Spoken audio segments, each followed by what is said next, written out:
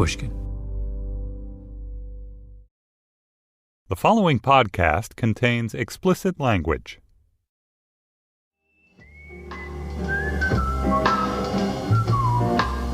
I knew a man, Bojangles, and he danced for you in worn-out shoes with silver hair. Sammy Davis Jr. was one of the world's greatest entertainers. He was Sammy, the way Cher was Cher or Elvis was Elvis. 5'5", barely, skinny as a pencil, oversized sunglasses, jewelry hanging off him like Christmas ornaments. He lived off nicotine and vermouth, never wore the same suit twice, made a fortune, died broke, that kind of life. Then he would lightly touch down. A singer, a dancer, a master impressionist with a famous, exaggerated laugh that unfolded in 3 acts. The eyes closed in delight, the full body convulsion, the 3-step stagger. In 1972, at the height of his fame, Sammy went to the Republican National Convention in Miami Beach, flew there on a private jet owned by an oil company, took a suite at the Playboy Hotel. On the opening night of the convention, he sat in the private box of the Republican presidential nominee, Richard Nixon. On his second night of the convention, Davis played a concert for the Republican youth in a shirt open to his navel and skin-tight pants. He was halfway through his set when suddenly people started chanting, 4 more years. 4 more years! 4 more years! The cheers were for Nixon, fresh from accepting the Republican nomination. He was crashing the party. Davis held up his hand to quiet the crowd. Ladies and gentlemen, the President and the future President of the United States of America. Pandemonium.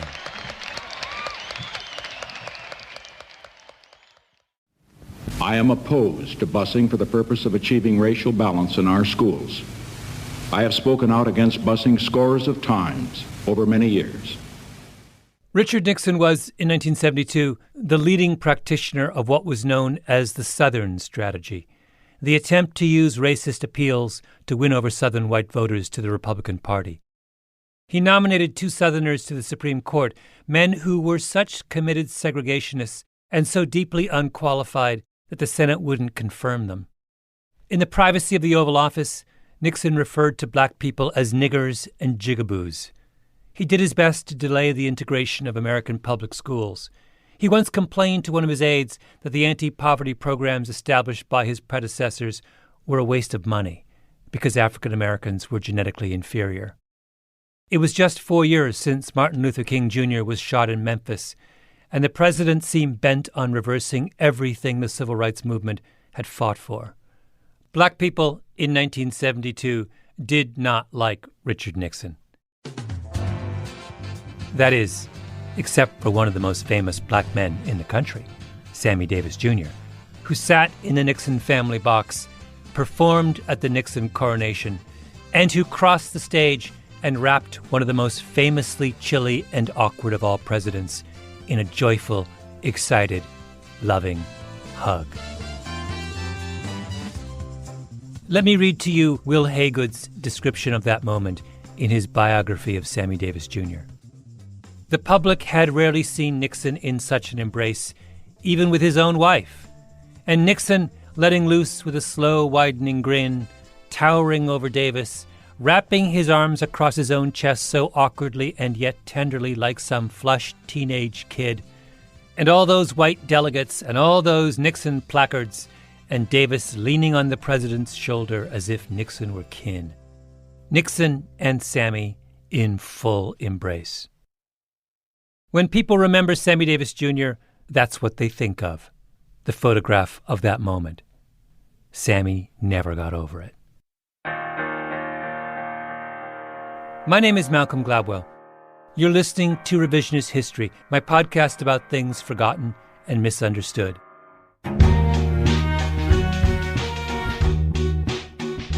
This episode is about Sammy Davis Jr. and what happened on that stage in Miami Beach. Because that moment raises questions about obligation and loyalty that still haven't been resolved. Or maybe have been resolved in the wrong way.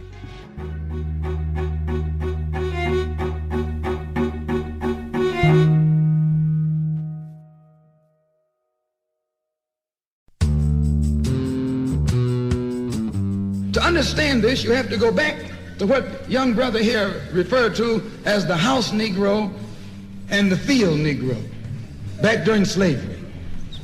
In 1963, in Detroit, Malcolm X gave one of his most famous speeches. There was two kinds of slaves. There was the house Negro and the field Negro. The house Negro, they lived in the house with master. They dressed pretty good. They ate good because they ate his food. They would give their life to save their master's house quicker than the master would. The house Negro, if the master said, we got a good house here, the house Negro say, yeah, we got a good house here. Whenever the master said we, he said we. That's how you can tell a house Negro. Malcolm X was trying to win his audience over to the cause of black nationalism. He was a separatist. He identified himself with his master more than his master identified with himself. And if you came to the house Negro and said, let's run away, let's escape, let's separate, that house Negro would look at you and say, man, you crazy. What you mean separate? Where is there a better house than this? Where can I wear better clothes than this? Where can I eat better food than this? That was that house Negro. Malcolm X was talking about African Americans who he felt had betrayed their community, who had achieved success by turning their backs on where they'd come from.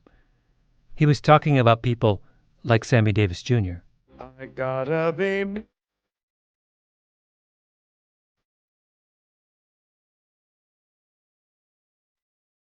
Davis was an epic talent. He was Michael Jackson before Michael Jackson. He was the first black person in history who could sell out performances around the world. A charter member of Frank Sinatra's Rat Pack, a staple in the tabloids for 40 years. There's a sequence I love from a gala in Sammy's honor in 1989, marking his 60th anniversary in show business. Gregory Hines, a legendary tap dancer, does a number for Sammy, who's sitting in the front row.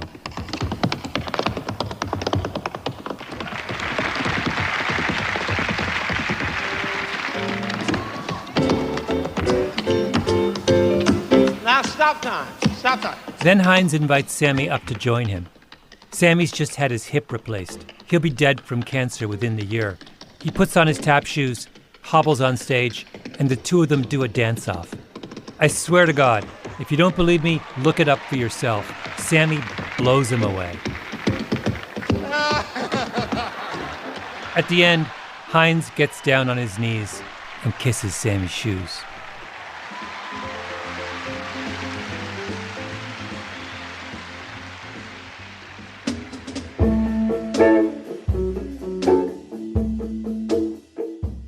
Davis was born in Harlem. He started playing the vaudeville circuit as a 3-year-old with his uncle, Will Maston, and his dad, Sammy Davis Sr. He never had any formal schooling or any childhood to speak of. The three of them traveled Jim Crow America, performing for white audiences in one hotel, then sleeping on the other side of the tracks in a colored hotel. During the Second World War, when he was drafted into the Army, his nose was broken so many times in fights that it's flat for the rest of his life. Sammy was taunted, harassed. At one point, a couple of white soldiers pinned Sammy down, write "coon" in white paint across his forehead. There's an almost unbearable moment in Sammy's autobiography, Why Me? He describes standing under the shower in the latrine for hours, trying to get the white paint off his body. I stood under the hot water, rubbing until rashes of blood trickled to the surface, brushing until I'd scraped the last speck of white out of my skin. I got into bed. Nobody in this world is ever going to do this to me again. I'll die first. But Sammy's answer to never letting anyone do this to him again wasn't to fight, like Malcolm X wanted black people to do. Sammy's solution was to join. He moved very publicly into the master's house. He dated white women, blondes. He married the stunning Swedish actress May Britt at a time when interracial marriages were almost unheard of. When he moved to Los Angeles, he didn't move to Baldwin Hills, where middle-class blacks lived. He moved into a lily-white section of the Hollywood Hills. This modern house Negro loves his master. He wants to live near him. He'll pay 3 times as much as the house is worth just to live near his master. And then brag about, I'm the only Negro out here.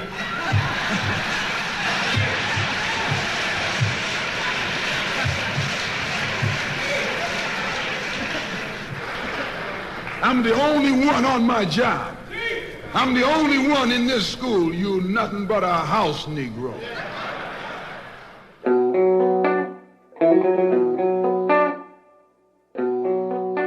If I play a Dave Chappelle routine for you without telling you that it's him, or a Richard Pryor bit from the 1980s, you'd know right away that Chappelle and Pryor are black. They code black. But listen to this. Sammy Davis on the Dick Cavett Show talking about what he learned from the old Borscht Belt comedians who used to hang out at Hanson's drugstore just off Broadway in the 1940s. All of the Impressionists would hang out on the corner, and I'd say, hey, I got one. I think I got one. I think I finally got Jimmy Stewart. And Will or Larry Storch would say, no, you haven't got it, man. That isn't. It's got to be up here. You got it too low. And when you do it, you got to have a sort of a drawer behind it. Yeah. So that it disappears in here. Cavett then asked Sammy if he also does Laurence Olivier, which you think is just Cavett being mischievous, because Olivier was the greatest Shakespearean stage actor of his day, the son of a high church Anglican clergyman, about as far from Sammy as you can get, in theory. Of course I do Olivier. You do Olivier? Yes. Really? Well, what would you like to hear me do from Olivier? A couple acts from King Lear would be nice. Well, he only did Lear once. How about Richard III? I'll settle for Dick III. Okay. Now is the winter of our discontent, made glorious summer in this son of York, since I cannot by rightful claim my way to the throne, I shall hack and hew my way instead. Oh, that's great. If I didn't tell you that Sammy was black, would you know? He could as easily be white. He could be Jewish. In fact, he was Jewish. He converted. The lone black person at Temple Israel in Hollywood. Sammy's mind worked like this. Whatever it takes to survive, I have to do it. That's Will Haygood, Sammy's biographer. Now, many of my friends are Jewish, and they love me, and they support me. So that's interesting. I think I'm going to go to Israel. I think I'm going to become Jewish. And then I'm going to make some jokes about it. And I know people will laugh, but right now, in this moment, this is where my heart is.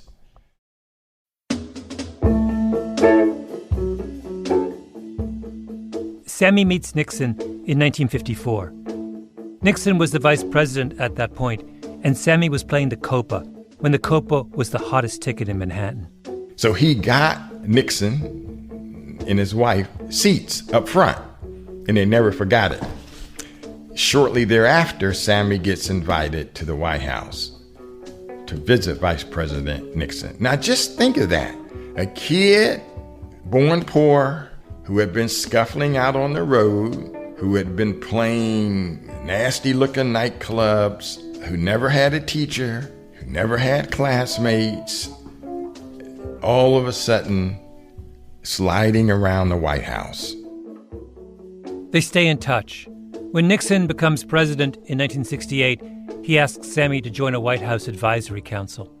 When the gospel singer Mahalia Jackson died, Nixon asked Sammy to represent him at the funeral and sent a government jet. Nixon asked Sammy to go to Vietnam and entertain the troops. Sammy puts together a massive traveling entourage and plays his heart out.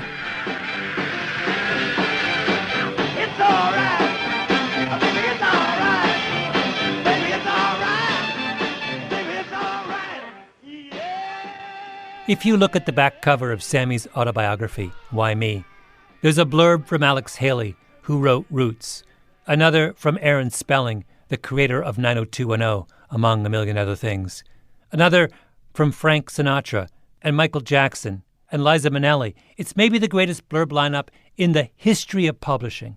And then there's Richard Nixon, who writes, Sammy is one of the great living Americans.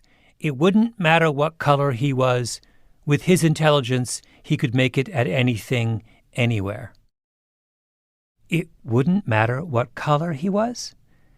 That sounds like something you would say about someone who comes from privilege, to flatter them into thinking they would have succeeded even without their privilege. It wouldn't matter if Mark Zuckerberg were an orphan from a remote village in the Himalayas. He's so smart he would still be a billionaire. It's totally nuts to say it wouldn't matter if he hadn't had those privileges about a black man born in Harlem in 1925 who never had any privileges. Sammy comes to Nixon pretending he isn't black, and Nixon comes to Sammy forgetting he's black. Their relationship is a kind of delusional post-racial fantasy.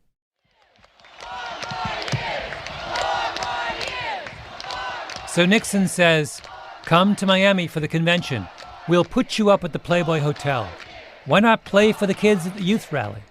Of course, Sammy says yes. And Nixon stands in front of the crowd on national TV and starts talking about how Sammy's critics accuse him of selling out by being a Nixon supporter. Then Nixon says, You aren't going to buy Sammy Davis Jr. by inviting him to the White House. You're going to buy him by doing something for America. Nixon waits for the applause to die down. He's looking the other way. Sammy sneaks up from behind, wraps his arms around him. The hate mail Sammy gets over the next few months is so vicious that he hands over some of the letters to the FBI. Eartha Kitt comes up to him and hisses, Did you have to kiss him? Sammy is blindsided. He's desperate to salvage his reputation. He calls up Jesse Jackson, who every year has a big conference in Chicago for his civil rights group, Operation Push. I am somebody. I am somebody. In 1972, Jackson had lined up virtually every Motown and gospel star. The Temptations, Marvin Gaye, the OJs, Curtis Mayfield, Roberta Flack. Sammy says, I want to perform. Jackson says, yes. Brings him out on stage. I am here because I have come home as a black man. Disagree, if you will, with my politics, but I will not allow anyone to take away the fact that I am black. Now, that's all I can say, except that I would like to sing. But who is he kidding? It's September 28, 1972, a little over a month since he was hugging the enemy in Miami. For the rest of his life, Sammy would be haunted by his reception. You said maybe one of the worst things that happened to you, I read, was being booed by people. And I think it was in Chicago. Yeah. This is Sammy, in an interview years later with Tom Cottle on the Boston ABC affiliate. It was the first time that I'd ever been rejected by my own people, because it was predominantly a black audience. Because of your embracing of Nixon. Yeah, the embracing of Nixon and all of that. Jesse was there, as he always had been before, prior to, and as he's been since, to be supportive as a friend. And I was about ready to run, or literally run off the stage, and he said no. And he made me stay, and he talked to the audience, and made me perform. And what did Sammy sing? Whether I'm right or whether I'm wrong. You can't make this up. Whether I find a place in this world or never belong, I gotta be me. I gotta be me. What else can I be? But the hurt of being booed was... I never want to experience that kind of hurt again. I want to live not merely survive. Afterwards, Sammy went home and got drunk. So now you have a 20th century type of Negro today. A 20th century Uncle Tom. He's just as much an Uncle Tom today as Uncle Tom was 100 and 200 years ago. Only he's a modern Uncle Tom. That Uncle Tom wore a handkerchief around his head. This Uncle Tom wears a top hat. Sammy sold his own people out. In the middle of a life and death struggle, he put on a top hat and tap danced for the master. And there's nothing so unforgivable as that, is there? Except, I'm not so sure.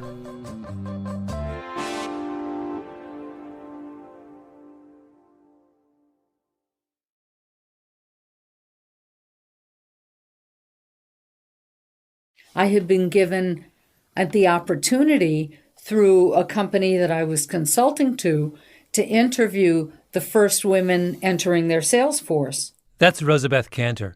She's a professor at the Harvard Business School, talking about a research project she did back in the 1970s. It was for a big industrial firm headquartered at the time in New York City. They had a sales force of 300 people, all men, and they just hired 20 women. And so here was a batch of people who all had advanced degrees and were very technically talented, and yet they were walking into technical sales in a place that had never seen people like them before. The women were struggling. That's why the company brought in Cantor to diagnose the problem. She showed up with her notebook and began talking with the new hires. And after many interviews, Cantor tells the company, "The reason the women you hired aren't doing well is that you haven't hired enough of them. This isn't about the women and their abilities. This is about numbers." The company had its sales force spread across the country. A typical office was 8 people, which meant 7 men and only 1 woman. And Cantor's point was that it's really, really hard to be the lone woman in an office of 8 people. And I thought, that's really the issue. Are you alone, or are there many of you like you? Cantor wrote up her findings in a classic essay called Some Effects of Proportion on Group Life. Being the only one of your kind, she said, being a token, creates a special set of problems for both sides, for the majority and for the token. The women told Cantor that the minute they showed up in a room, the men on the sales team would become almost exaggerated versions of themselves, telling dirty jokes, war stories, being aggressive, as if the presence of an outsider reinforced what they all had in common. At the same time, the women felt their behavior changing. They felt scrutinized, not as individuals, but as members of their category, which left them self-conscious, uneasy.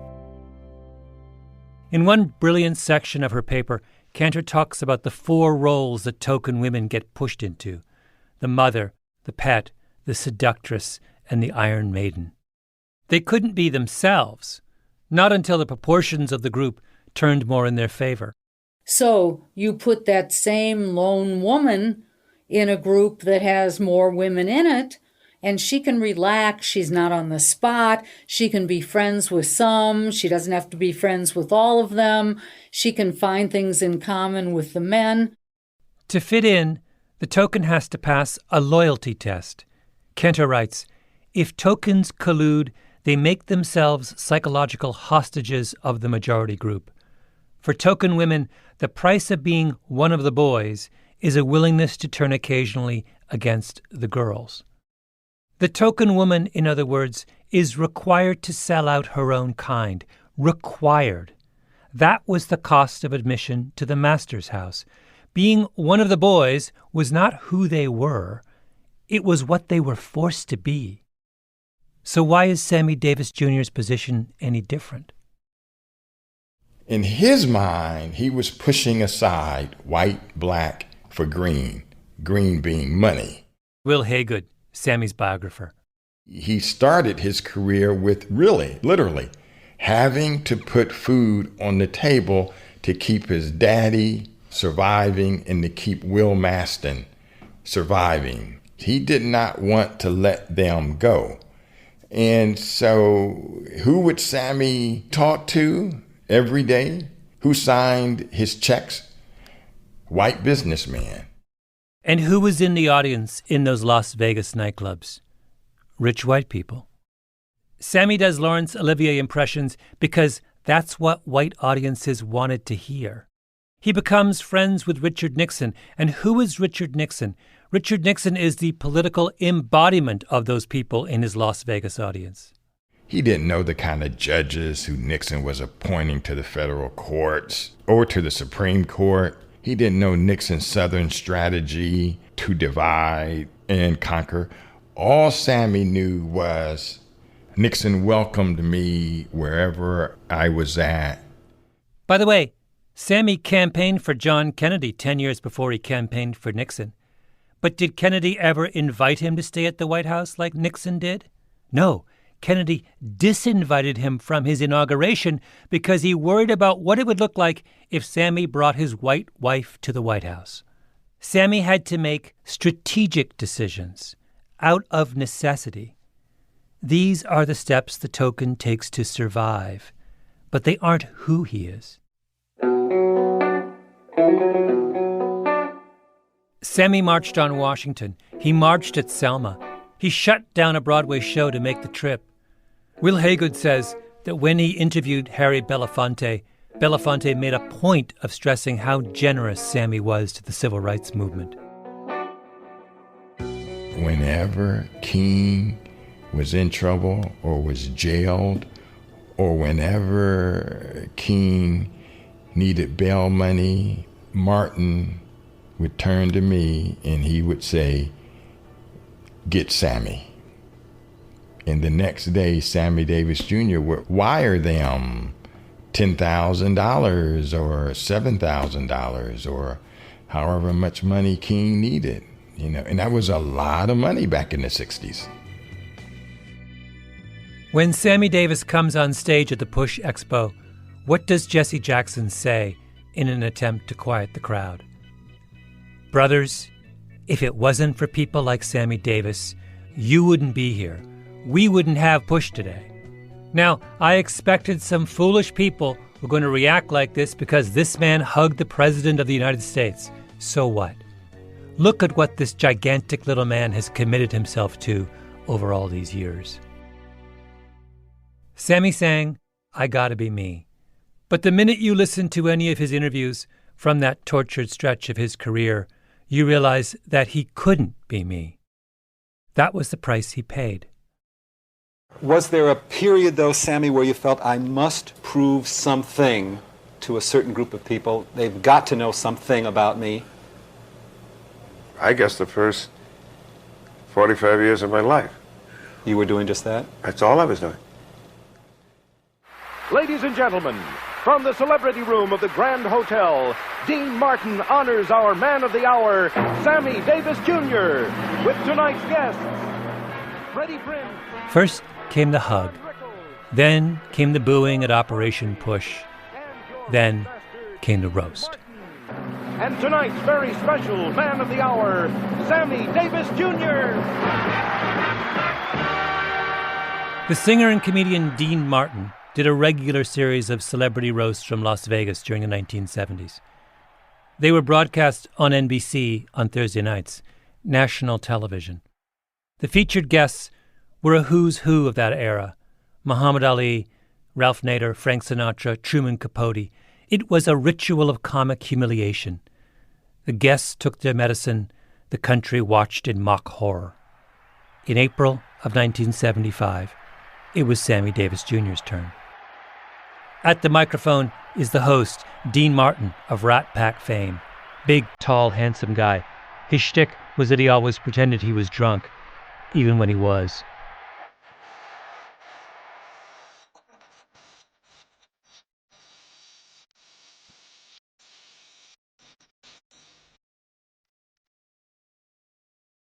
Why does Sammy agree to this? For the same reason he hugged Richard Nixon. Because the world represented by the roast was the world Sammy has been trying his whole life to join. It's the club. And what is a celebrity roast? It's a ritual of initiation. The target of the roast agrees to be roasted because being roasted is proof that you belong. Only what does this roast prove? That Sammy isn't one of them. The first booking he got was in Vienna. As the French by the government and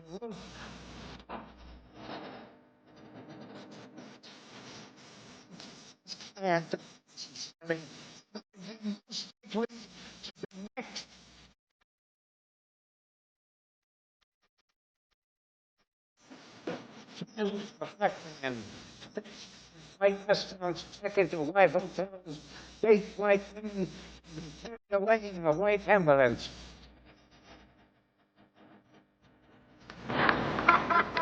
Then Dean Martin pretends to read telegrams from well-wishers. Here's one I think you're going to be very proud of. Dear Sammy Davis, we'd like you to pose for a nude centerfold in our magazine signed the National Geographic. It goes like this on national TV for an hour. Sammy had done everything he could to join the club, and yet, what are the jokes about that day at the MGM Grand? That he doesn't belong. That he's black, and he'll always be black. Sammy sold out, but you can only sell out if someone's buying. Wait, you took your glass, you getting tired, Sammy? Want to take a watermelon break? That's Milton Berle, supposedly one of Sammy's oldest friends. The reason I say that is because Sammy hasn't been feeling well lately. Last month, he had an operation on his throat, and they had a problem. They had to roll him in flour to find his mouth. Admit it, Sammy, the last time you had cash in your hand, this is when you bought your freedom from Scarlett O'Hara. Sammy has always been for civil rights. One time in Mississippi, he told the bus driver that he wanted to be on the front of the bus. So the driver tied him to the bumper.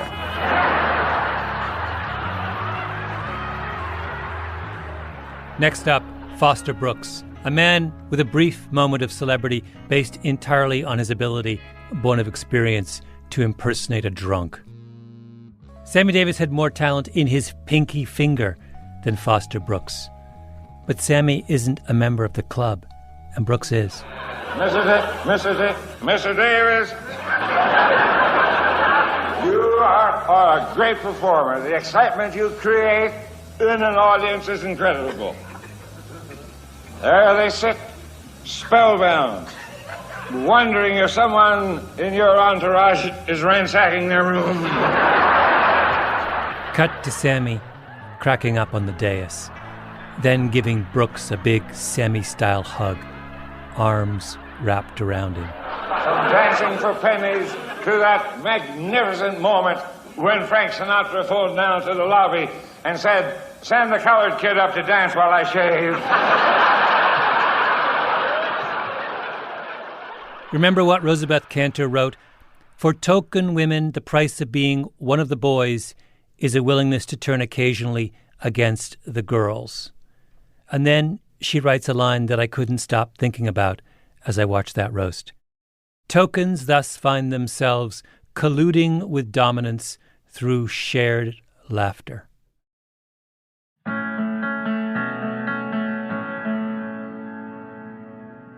At the end of the evening, Sammy gets up, and there's a moment when you think he's going to lash out, to stand up to the humiliations of the previous hour.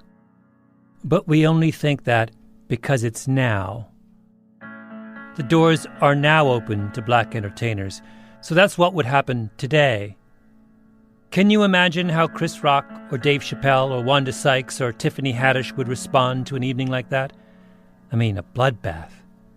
But Rock has Chappelle, and Chappelle has Sykes, and Sykes has Haddish, and 100 others. And when you have numbers, you have power. But Sammy was the first. He didn't have numbers. It's the second generation that gets to defend itself, not the first. Thank you. I would First of all, I'd like to thank a man that I love very, very much for giving me this honor, Mr. Dean Martin.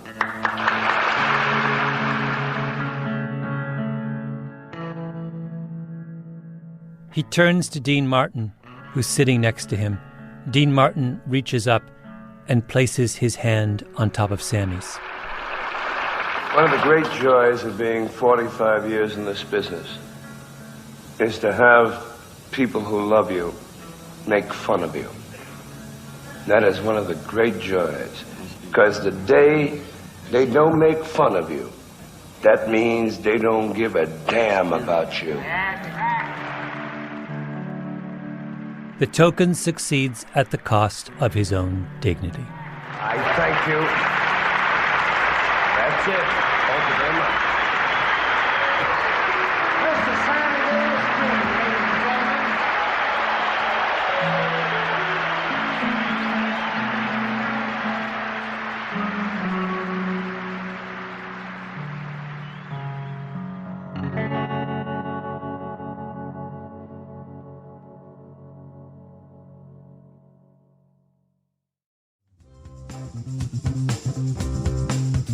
Revisionist History is a Panoply production. The senior producer is Mia Lobel, with Jacob Smith and Camille Baptista. Our editor is Julia Barton. Flawn Williams is our engineer. Fact-checking by Beth Johnson. Original music by Luis Guerra. Special thanks to Andy Bowers and Jacob Weisberg. I'm Malcolm Gladwell.